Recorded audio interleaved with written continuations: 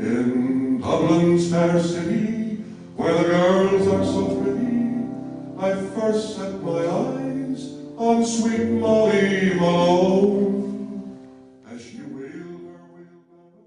And this is where Bing carved his initials in the wood. Just there, very difficult to see with the camera, but that's where it is, and they've covered it up to make sure it doesn't deteriorate. Alexander Graham Bell and other companies started competing with Edison to improve the technology. It became, in a sense, a replacement for the 19th century home entertainment unit, which was basically a piano. As my friend Rick Crosby agreed to this, and I lied. I said, oh yeah, sure.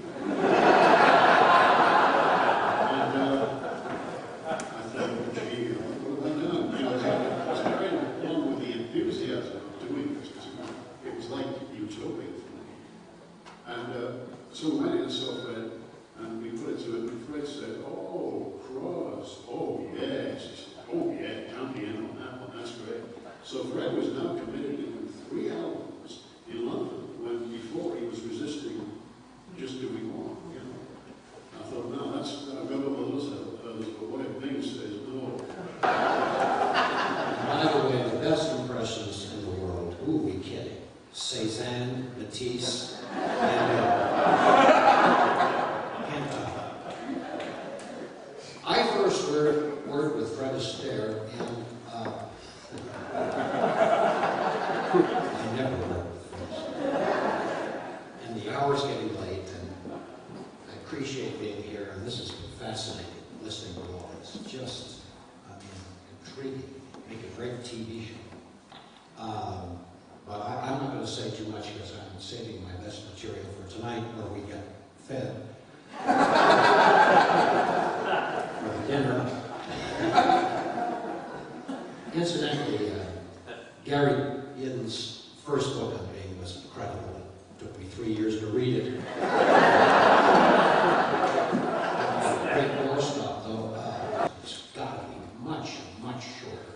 It's quite a short story. It's got to cut about 2/3 of it, you know. So I hate to, say anything negative here, but Gary's next book, Bing will not be in it.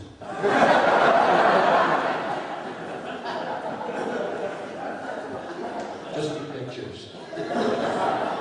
We sold a lot better. It was a great, great book, Gary. It really was. My God, the work involved in that. Oh, God. When are you ever going to sleep? And Gord Atkinson, I hate to burst the bubble here, but he's never talked to Bing Crosby in his life. Those Crosby your tapes, come on. We're done in Ottawa, and I did Bing. No, I really did. Listen to this. No, Gordy, I never recorded whistling in the Wild. Never heard of the tune. Whistling in the Wild. No, never did a tune like that. Never heard of that. That's made up. No, a dog named Rover, my dog named Rover. That's never did it. No, that's I don't know your stuff.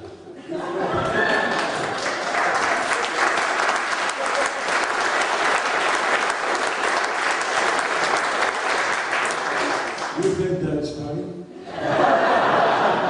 You should be exposed to him sometimes. Like I walk in his house and he's pre-taped a whole conversation of me with Bing. Because you see, he also does a devastating impression of me. But he has to hold his ear when he does it. I do both of them. And I put it on tape once. I play it once in a while when I can't sleep. We're talking to Bing, Oh, Bing, could you go back to the early days when I first started in show business? Now, I never recorded the song before. This came in the Wild Wood? No. Never did this song. We had lunch together in the room, and I was doing all kinds of impressions. And Bing never said a word, hardly a word. He just sat back there and he listened and laughed a lot. He was kind of an observer, wasn't he? And he was smiling, laughing. I was doing Jimmy Stewart and John Wayne and George Burns and all the voices.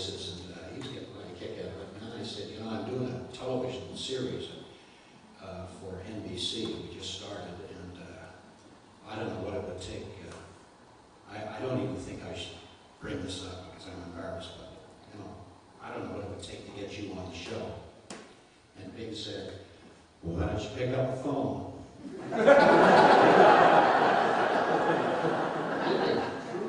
Absolutely true story. And I did pick up the phone. And he said, name the place and the time, I'll be there.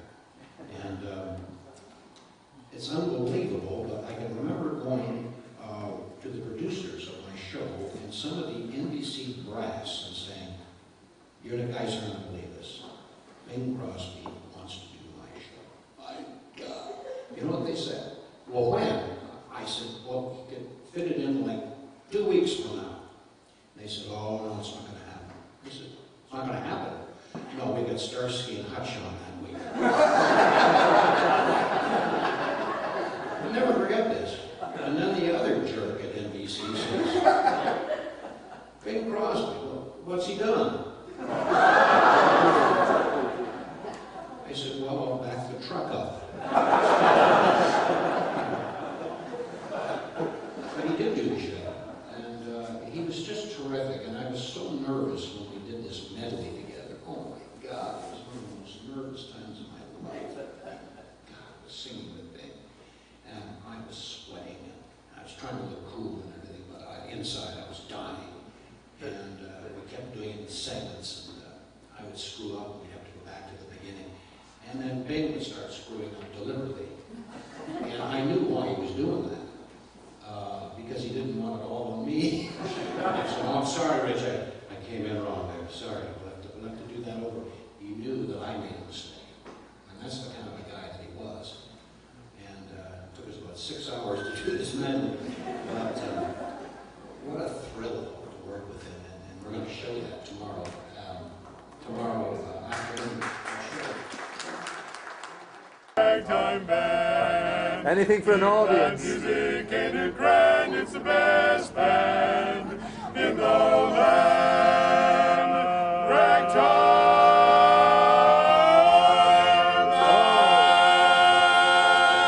band. Tim, the Gonzaga campus has been turned into a virtual shrine for the great singer. Many of the people attending the Bing Bash say it's well worth traveling thousands of miles to celebrate the life of Bing Crosby.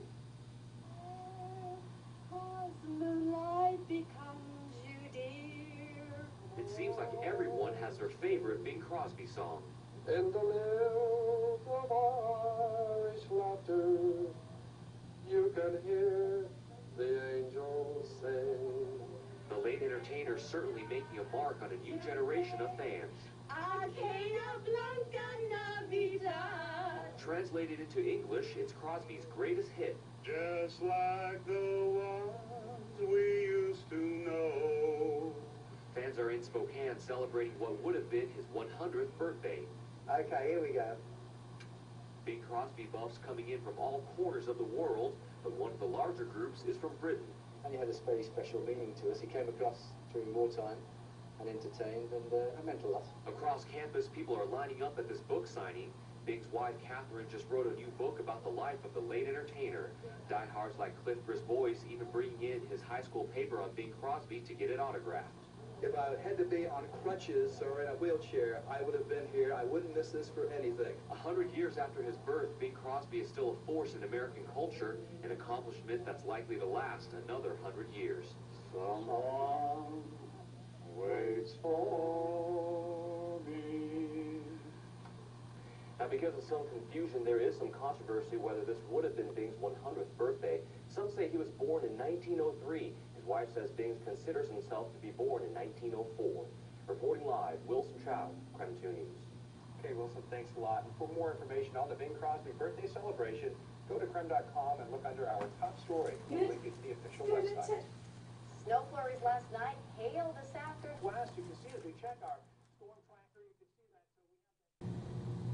Apart from our banquet tonight, it's also the Lilac Parade here in town, and by chance it's kind of going past the hotel.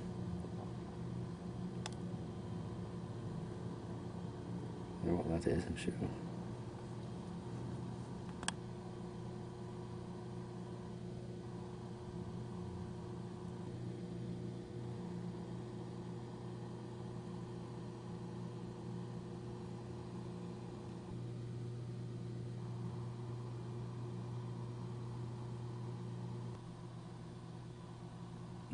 few more floats assembling. Poor weather for them.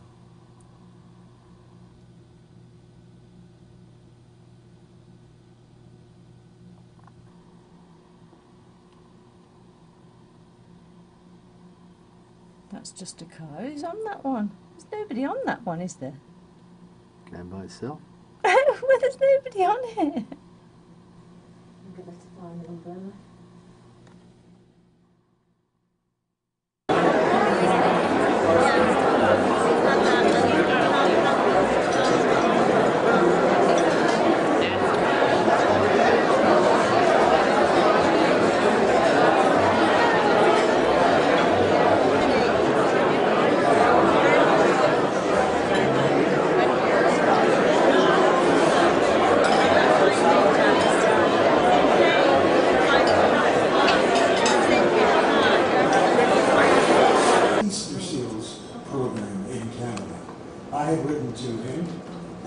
Foolishly at the end of the letter, I said, by the way, and here's the telephone number that you can reach me at. So we drove down from Ottawa to Toronto and got to my mother and father-in-law's home. We had only been in the house a few minutes and the phone rang. My dear departed mother-in-law answered the phone. She went ashen, pure white.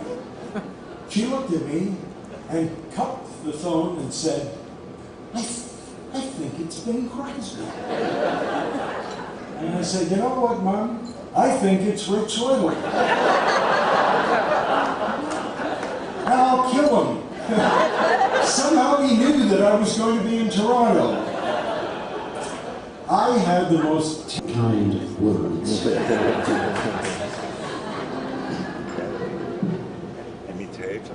Round the bend you'll see a sign, Dreamer's Highway. Happiness is down the line, going my way. The smiles you gather will look well on you. Oh, I hope you're going my way.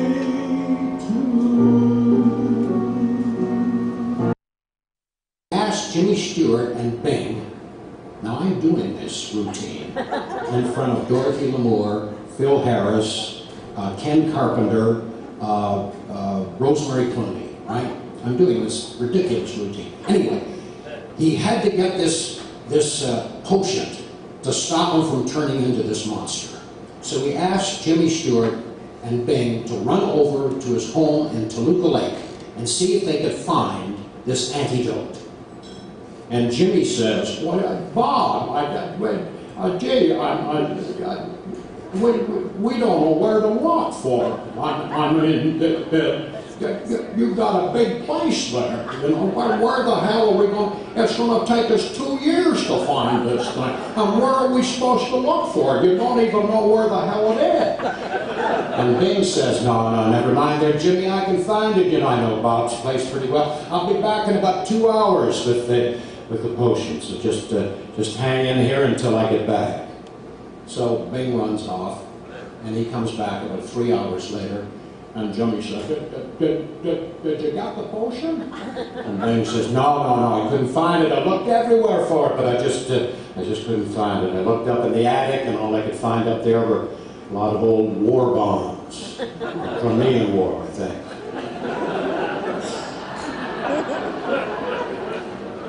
I went down in the basement, and all I could find was Confederate money down there. I went to look in Bob's safe, and a moth bit me. By this time, Bob Hope was turning into this monster, and he kept, hey guys, no antidote. Geez, what the hell is happening to me? Turned around.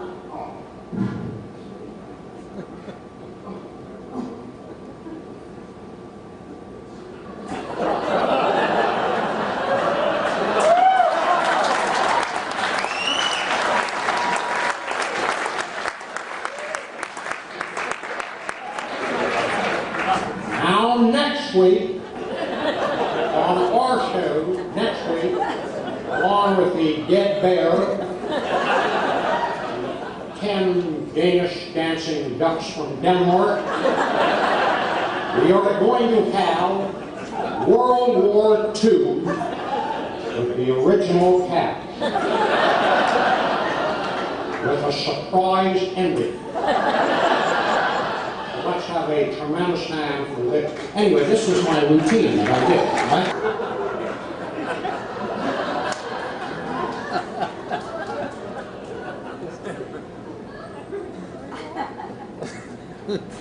My fellow Americans, our nation came under attack.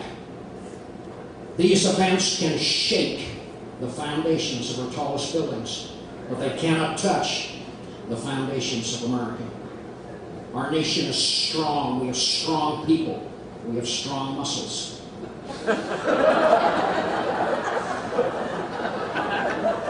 We will not tire. We will not falter. We will not fail. And when this war-a-thon thing against all extremistic fractions is concludified,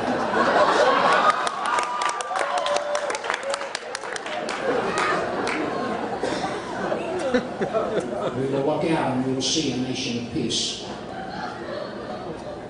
I see a country where there's clean air and clean water and clean streets. I see a country where there's no poverty and no bigotry and no unemployment. I see a country where there's no Al-Qaeda, no bombings, no terrorism. I see Switzerland.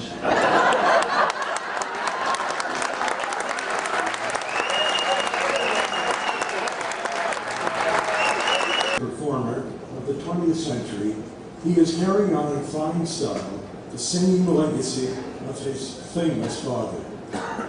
I had an exceptional interview with him years ago and was deeply moved by his admiration and affection for Bing, whom he knew from his early childhood years. Ladies and gentlemen, it gives me great personal pleasure to introduce, on behalf of the Sinatra family, a gifted musician and a very fine song stylist in his own right, our friend and a friend of all Crosby fans, Frank Sinatra Jr.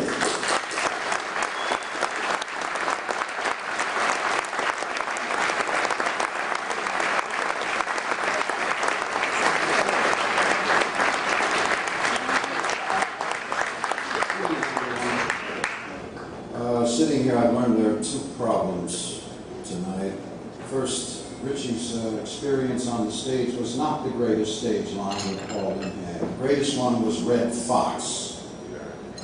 If you remember Red Fox when he did Sanford and Son, at the very end of that program, he had his entire head shaved. He used to come out on stage and rub his bald head and say, "Man, I wish this were what it felt like." This is on. One night, he took this usual job, went out on stage, and right at ringside, Telly Savalas. Fox kept staring at him and said, "Hey, Kojak, you know what, baby? You and I put our heads together to make an ass out of ourselves." Now, that's the best stage. There was someone who Sinatra looked up to very, very much. Someone who had been, can we call it what they say today, a role model, even. And when he, Sinatra, started out, he wanted to be like Bing Crosby. And as it happens, at a young age, they met. Bing was very nice to him. They took a photograph together. The two of them looked like they were not old enough to shave yet at the time.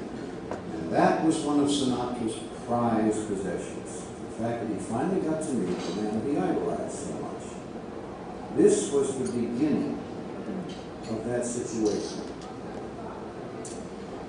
The years went by, of course, and in my lifetime, I can remember that I grew up with Bing's first four sons. We were all kids together. They lived in a beautiful home on a street called Mapleton Drive in West Los Angeles, and I lived not too far away during those years.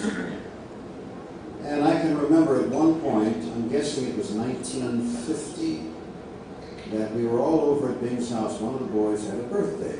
Bing had a projection room at the house at the time, and he showed a little piece of film he had just finished, which I was crazy about. Bing had worked for the Walt Disney Company at that time and had done the animation of the Washington Irving story, The Legend of Sleepy Hollow, which for me, even now, 50 years later, is one of the finest pieces of animation that I have ever seen. And I happen to be, I don't know if you are, I'm a fan of good animated films. I think that they're marvelous art form.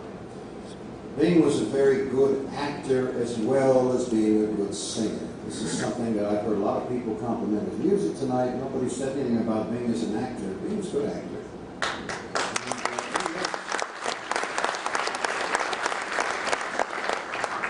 My family, ladies and gentlemen, when I was a boy, was very close to a man by the name of Pearlberg. And I was, as I said, just a little boy. I must have been about 10. And the women would do their shopping or whatever it was they would do. I would go with the men. I was too young to play golf, of course. I'd ride in the golf cart with them. Now, here is Harry Lillis Crosby of Spokane, Washington, graduate of a Jesuit university.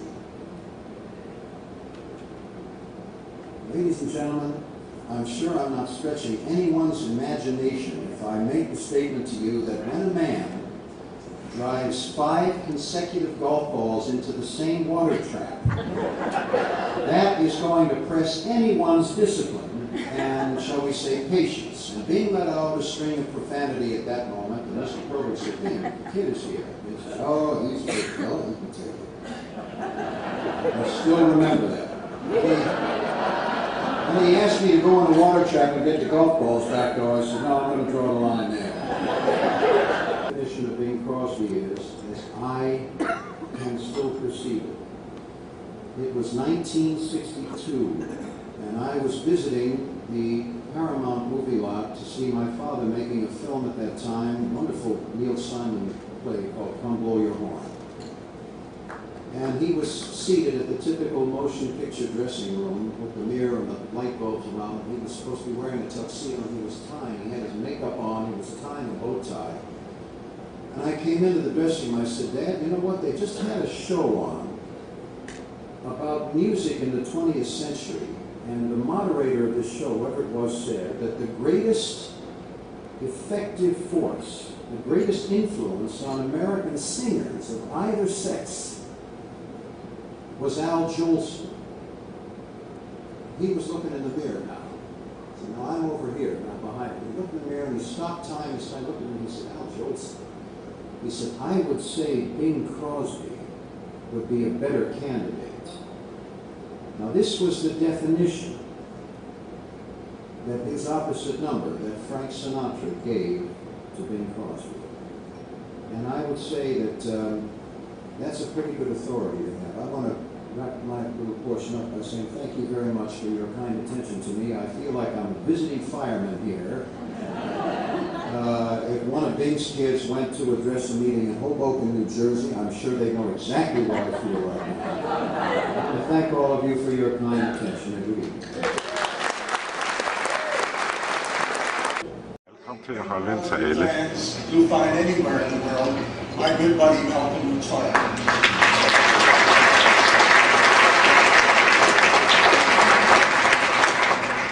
Talk about being out of breath, that's further than I've walked all week, hasn't it? Hard to be so. Catherine, distinguished guests, ladies and gentlemen, or shall I just say friends, because that's how it feels tonight. And that's all day, it's been friends everywhere, so it's great to see everyone. It was early in 1998 that the International Crosby Circle canvassed the idea of a centennial celebration for Bing. And the opinion was unanimous. It should be held here at Gonzaga, Bing's alma mater, and the institution had helped make Bing the man he was. And so, after much hard work by all concerned, especially Stephanie Plowman, Eileen Belgausen, it's come to pass. And what a joy it is to be here.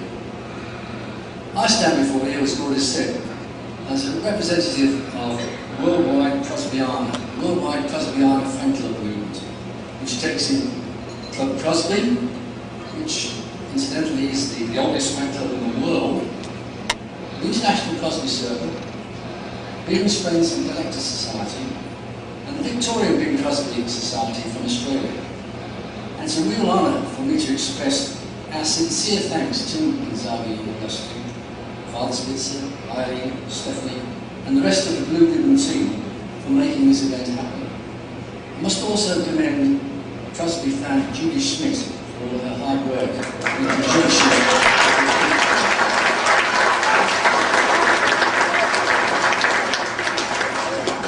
I knew that would be embarrassing. I like embarrassing. Mark Scringer, the president of Club Crosby, can't be here tonight, but he's written a letter which he's asked me to read to you. So, with your indulgence, I'll just read a few extracts from it. Dear friends, it seems like there's so many things that should be said on such an important occasion as this. In my case, the first would be to say that I wish I could be there with all of you. But if this just wasn't possible, I know that Club Crosby will be well represented by the many members able to journey to Spokane for Bing's Centennial celebration. As many of you know, Club Crosby has been in continuous existence since 1936. An amazing 67 years, and it's still going strong. There have been many club officers and members over the years who lived and breathed Crosby and gave tirelessly of their time and talent without thought of remuneration to keep Club Crosby a viable entity. Bing left us a rich legacy of music and film, which will never die.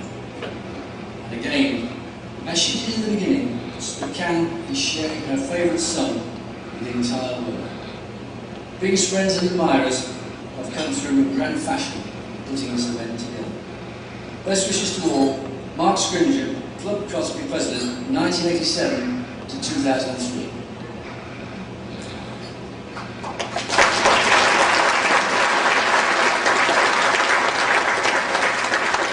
Nu skal vi til at have en skål for Bing Crosby.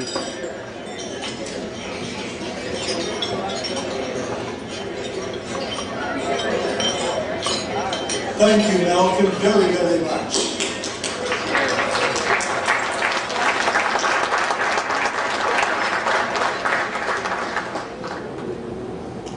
In memory of Bing Crosby. Bing Crosby was truly the American voice of the 20th century, from the jazz age through the age of the prairies. Bing Crosby was always proud of his years in Spokane and his Jesuit education at Gonzaga University, and demonstrated his love by establishing the Crosby Library, now the Crosby Student Center at Gonzaga. Therefore, Gonzaga University appreciates all that Bing Crosby has accomplished both in his public and private life. Bing was a talented personality, worldwide entertainer, humanitarian, and Gonzaga's most renowned alumnus. May 17, 2003, signed Robert J. Spitzer, S.J., President.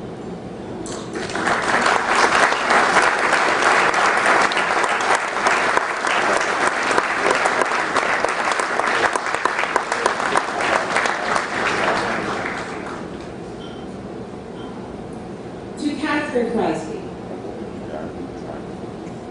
As the author of the books Bing and Other Things, My Life with Bing, and My Last Years with Bing, you have given Bing Crosby fans an intimate view of his private life as a family man, sportsman, and athlete. Your love and affection for your husband is revealed through your writing and speaking engagements. In recognition of your efforts to preserve and promote Bing Crosby's legacy, this award is given to you from his alma mater, Gonzaga University, upon the celebration of the 100th anniversary of his work.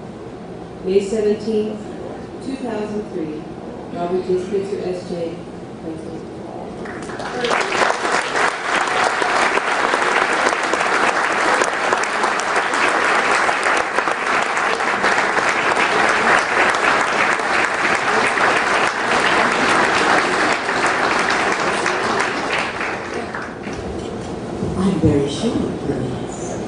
I'm standing on my toes, but it's okay.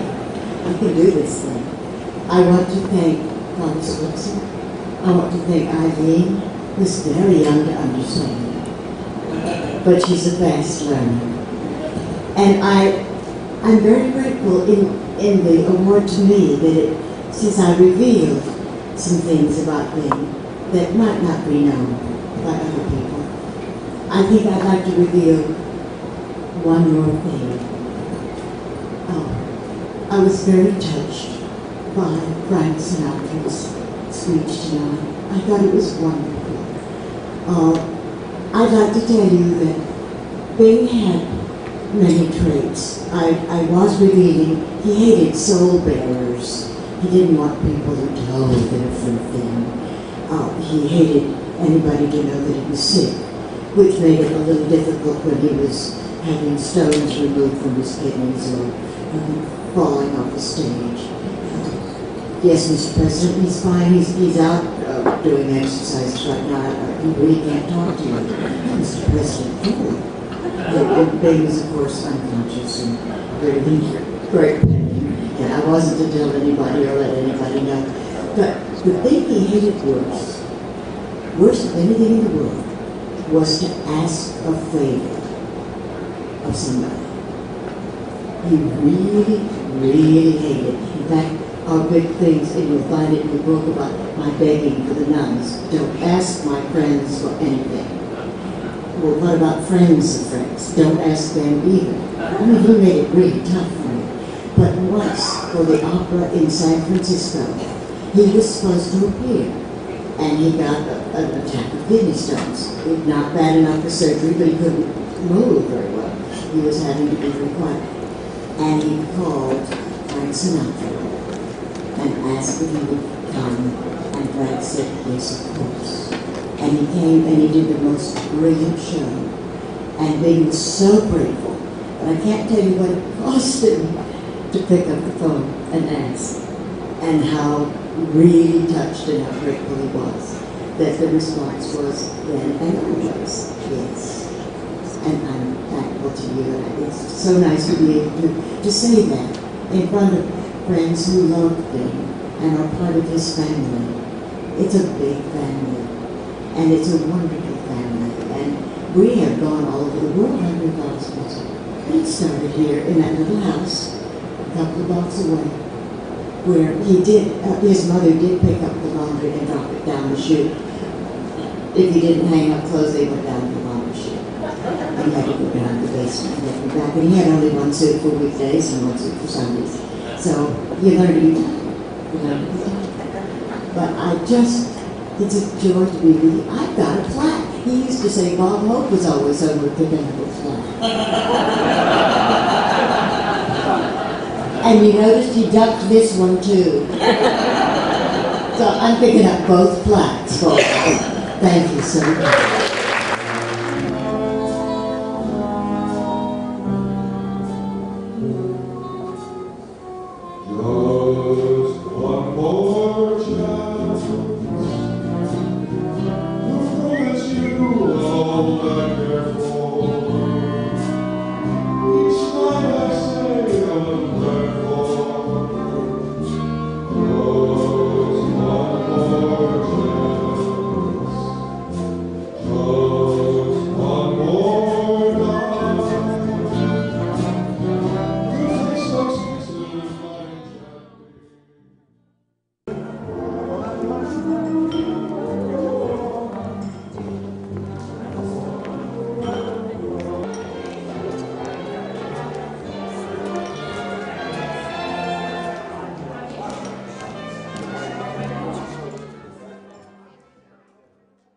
Collection 11 years, and I've yet to inventory. The records.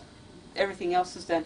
The bulk of it is the records of the organization, like business. Are they 16-inch radio transcription disc. Big. Almost my husband says royal annoyance, because anything. It's just this is from the Minute Maid shows. Why don't you read it to us, Michael? Well, it's the American Broadcasting Company, and It's the Minute Maid fresh orange juice, and I can't read the small print. Oh, I'll read it for you. What do you need to know? Because I've not got my glasses on. Minute Maid fresh. Okay, it's just saying band one and who's speaking. This is from October 1949. Lovely. Cover. So, what are you looking at there, Michael? This is oh no, this is the Ted Crosby thing by Ted and Larry Crosby. I think this is the first. The first one, issue. 1937. Yep. Right, it has the date of it, 1937. It's over here. Yep.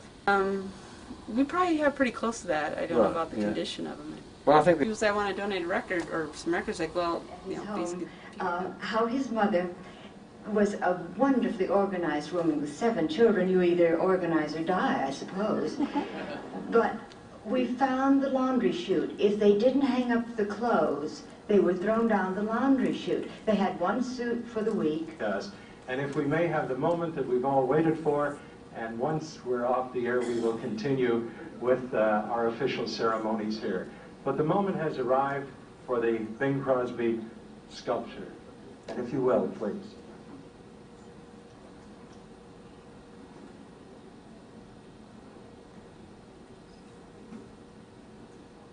Okay. All right. We're ready, yes?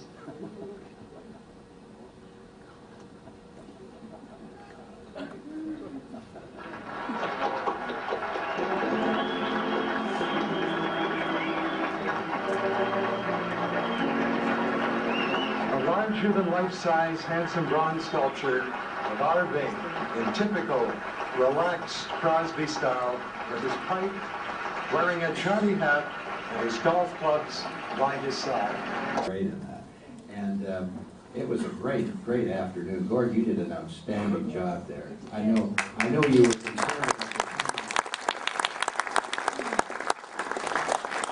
Yeah, that would have been something, everybody watching. You're just going to pull the cloth off the statue.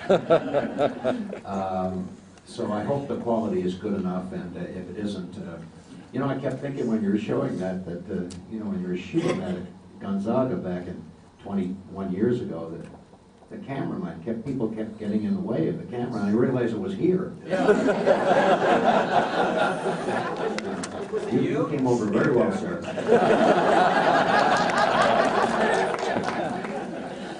You know, you're kind of lucky. You know, I had so many great partners. Fred Astaire, Frank Sinatra, Dorothy Lamour, and that other fella. Oh, this guy with the nose. There he is. John Deserve for a second.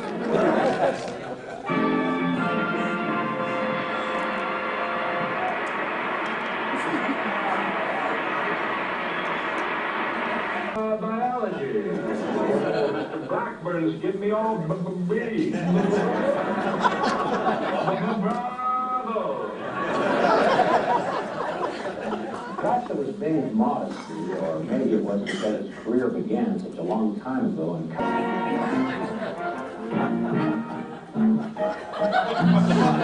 I have heard among this clan what called a forgotten man. Is that what they're saying? Well, did you ever? What a swell party this is. Have you heard the story of a boy, a girl, unrequited love? Sounds like pure soap opera. I may cry in tomorrow. What a swell party this is. What frails, what frocks, what broads, furs, what rocks. They're beautiful. I've never seen such gaiety. Neither did I. All just too risque, really. This French champagne domestic. So good for the brain. That's what I was going to say. Now, you're a brilliant fellow. Thank you. Drink up, Jack. Please don't steep that glass, my friend. Have you heard about dear Blanche? Got run down by an avalanche. No, don't worry, she's a game girl, you know. Get up and finish 4. She's got a nice time. Revel on. Have you heard that Lindsay Starr? What now? She got pinched in the outer again, huh? With stone. Did you ever? Never. What a swell party this is. I drink to your health. let's drink to your wealth. You're my bon ami. Hey, that's French. A liberty fraternity. Have you heard it's in the stars? Next July we collide with Mars. Well, did you ever? What a swell party. Swell party. Swell again, elegant party. This is.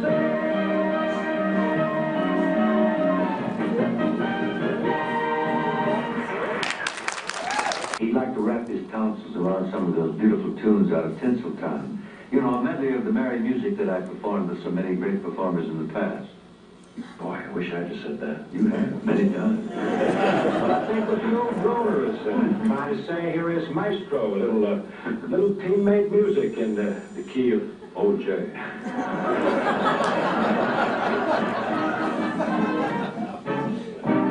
In us you see a couple of song and dance men go friend. I'm the song, I'm the man. For laughter, joy, and happiness we're blessed. With a song and the band. I sing for my supper, I dance for my lunch, and I groove when the landlord comes around. For miles and miles the women and children pass out cold when my voice hits the air and my feet hit the ground. Gone fishing lives a sign upon my door. Gone fishing, I ain't working anymore. Yes, I go out in the sun where I live to whack down. I said, oh, I need no fun. He ain't got no ambition. Gone fishing.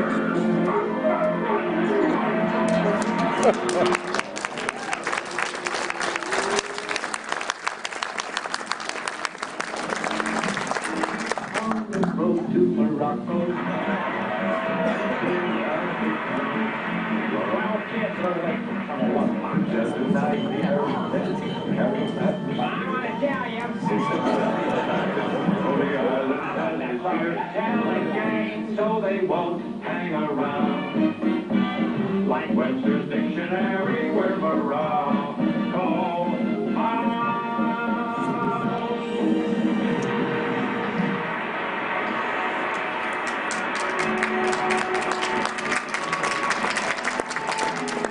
Round the bend you see a sign, Dreamer's Highway. Happiness is down the line, going my way. The smiles you gather will look well on you. Oh, I hope you're going my way to Boo-Boo-Boo.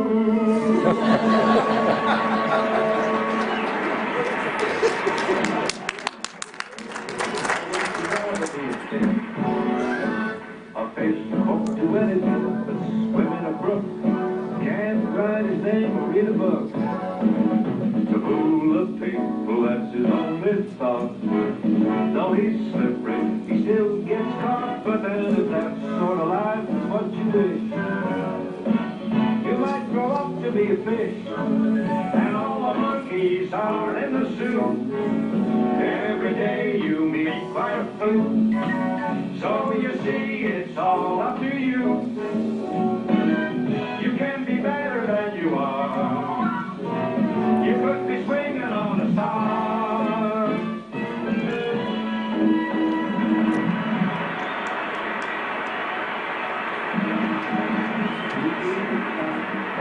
Haven't got style. If you've got it, you stand out a mile. A flower's not a flower if it's wilted, absolutely. And a hat's not a hat till it's just a you either got or you haven't got. Glad and a thing is wrong. And what's scotching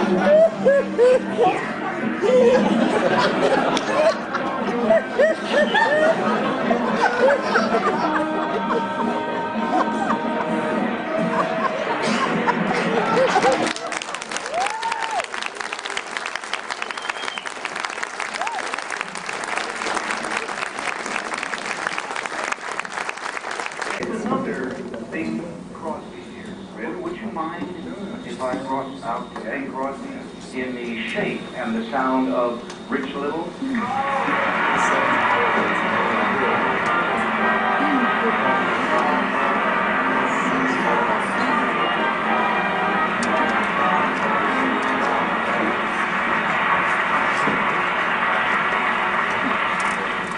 Murph, I gotta tell you, I'm like everybody else. I'm in awe of this man.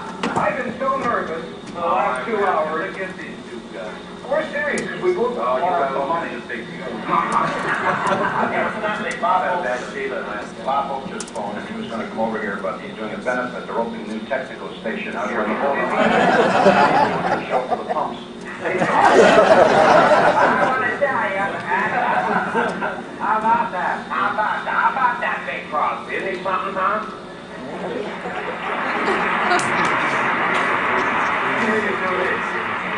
Oh, do I do you? Oh, does he do you? Yes. Is Helen ready? What period? Bundy? Is Shecky green? Never mind.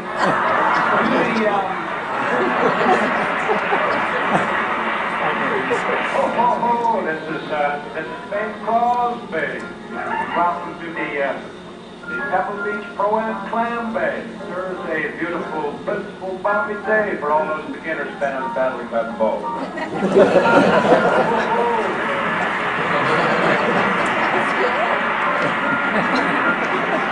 You know, I'm getting to the age now, you know, when Kathy says, give me a little squeeze, I go for the oranges. Here we go. Would you like to strike on a star? Wow! Carry the face of the child.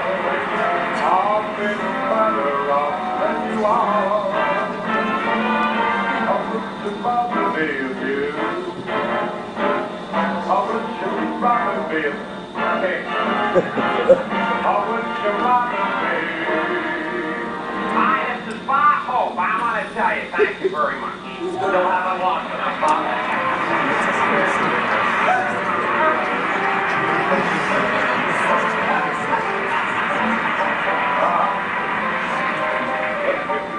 Thank you.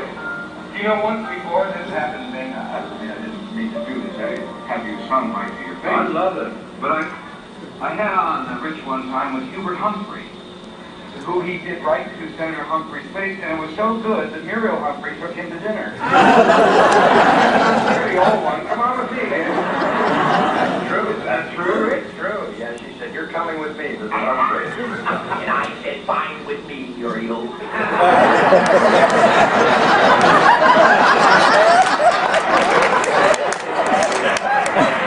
My name, of course, is Hubert H. Humphrey, and the H doesn't stand for preparation H. Oh! Bing, we've got to get you out of here, onto a plane, back up north. But I want to thank you for gracing our stage. Great pleasure to work for you and to work for these wonderful people. They're so kind, Steph. Rich and good form. Bing, we all love you. Thank you, Bing.